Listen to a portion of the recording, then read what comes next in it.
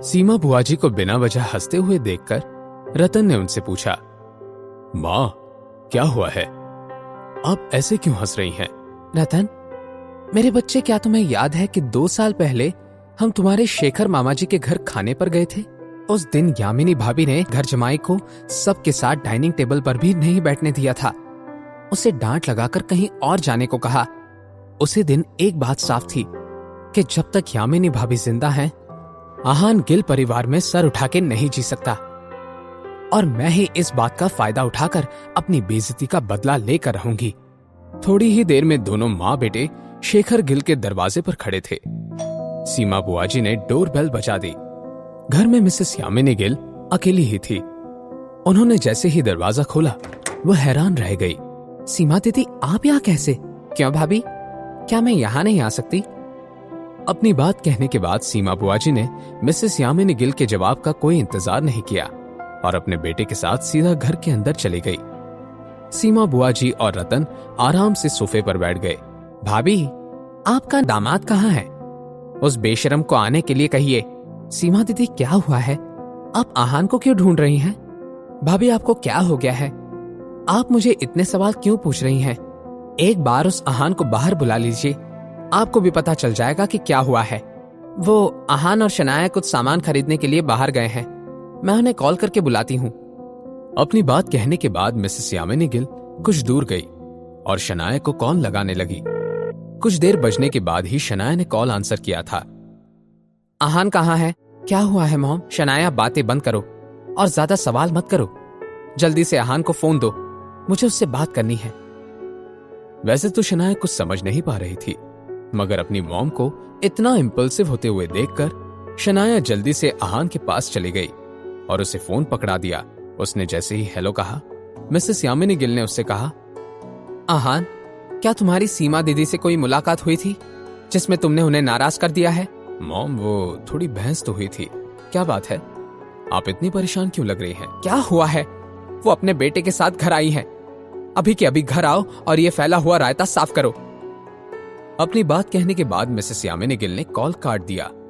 शनाया आहान की तरफ क्यूरियस होकर देख रही थी। क्या हुआ है आहान? क्या घर पर कोई प्रॉब्लम हुई है? प्रॉब्लम हुई नहीं है, आई है।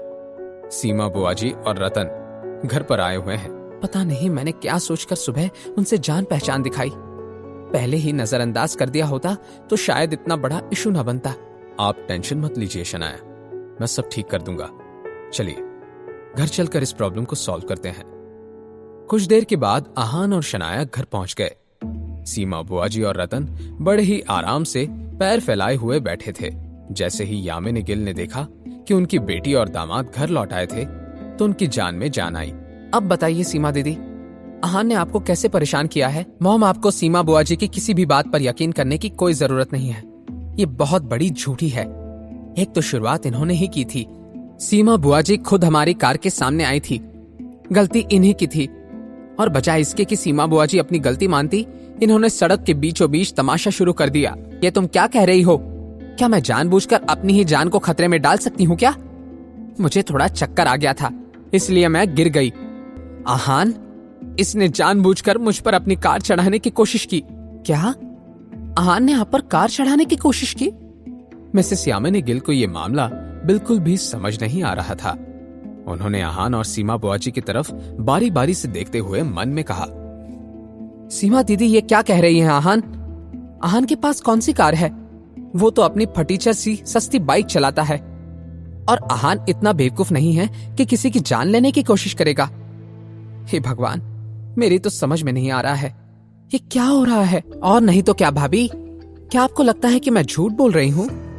लगता है कि आपका ये घर जमाई बहुत कमाने लगा है। नहीं नहीं, वो कैसे पैसे कमा सकता है? शायद भाभी आपने ही ज्यादा पैसे दे रखे हैं।